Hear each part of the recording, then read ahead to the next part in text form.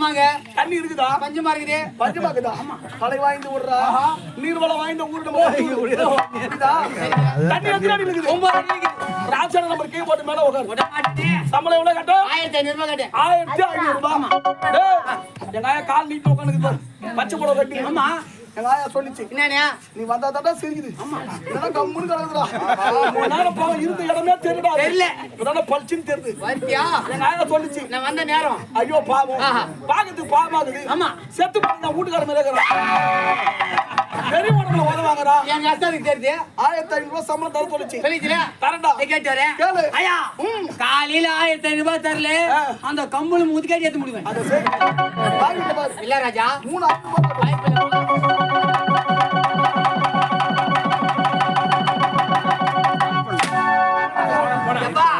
எனக்கு 1500 வேணாம். ஓடி புள்ளங்களா போய்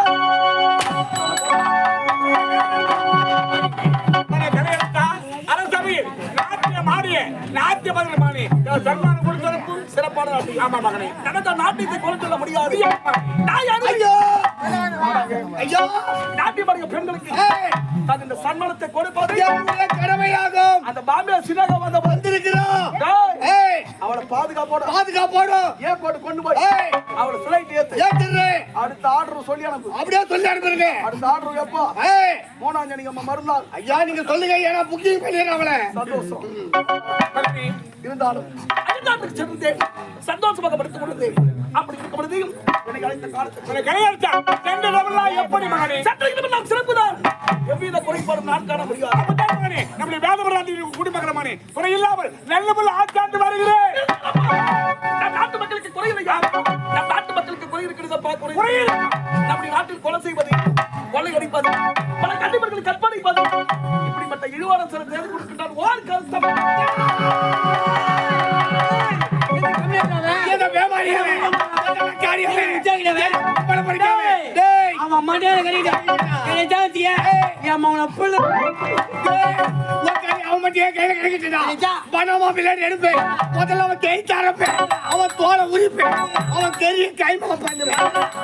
போட்டு நானே துண்ணுடு அவன் போட்டி அறுத்து அழைக்க மாட்டான். வேக வச்சு துண்ணு உண்டா.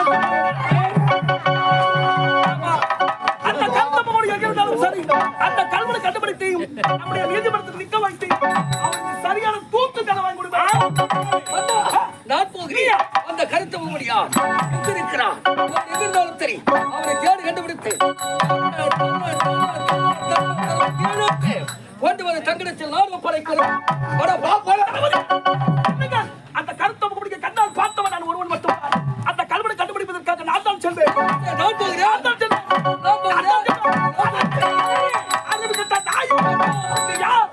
சாதாரண ஒரு தளபதி கருத்தால் செது பிடிப்போம். சாதாரண ஒரு செருப்புக்கு சமமாக என்னுடைய தந்தைக்கும் நாடாளுமன்றத்தை எனக்கும் அறிவுரை நீ சொல்வதா?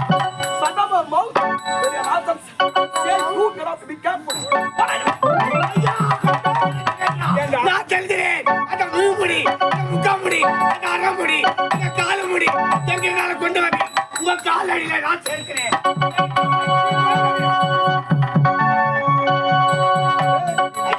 நீ காவல தான் கட்டிக்காரன் பார்த்தேன். வீரத்திலும் கட்டிக்காரன் எட்டியோட போயிட்டு கருத்த மூடி கண்டுபிடிச்சிட்டு வா. பாய்த்து விழுந்தாருங்கள்.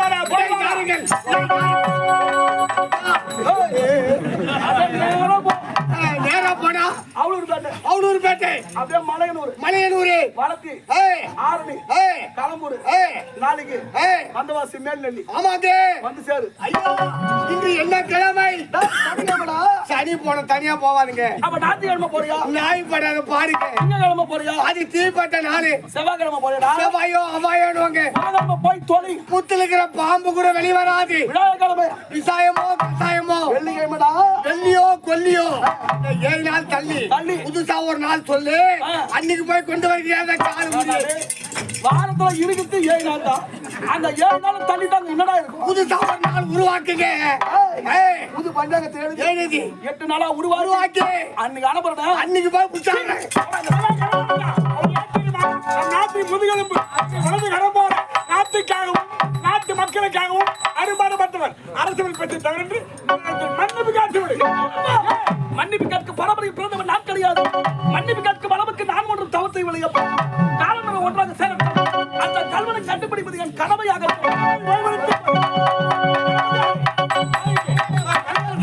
தெரியாதவன் தெரியாதவன் புரியாதவன் ரத்தத்தில் பேசுகிறான் என்று போட்டி என்பதை நான் மன்னித்து விடும். கடமை யாரு? அது மட்டும் கிடையாது. ஆட்சியில் மூன்று நடமாடி கொண்டிருக்கின்றார். காலை காலை உதவாளருக்கு கொண்டு வந்து நீதிமன்றத்தில் விடும். பதிவு பரிமாற்றம் அரசு கட்டளை.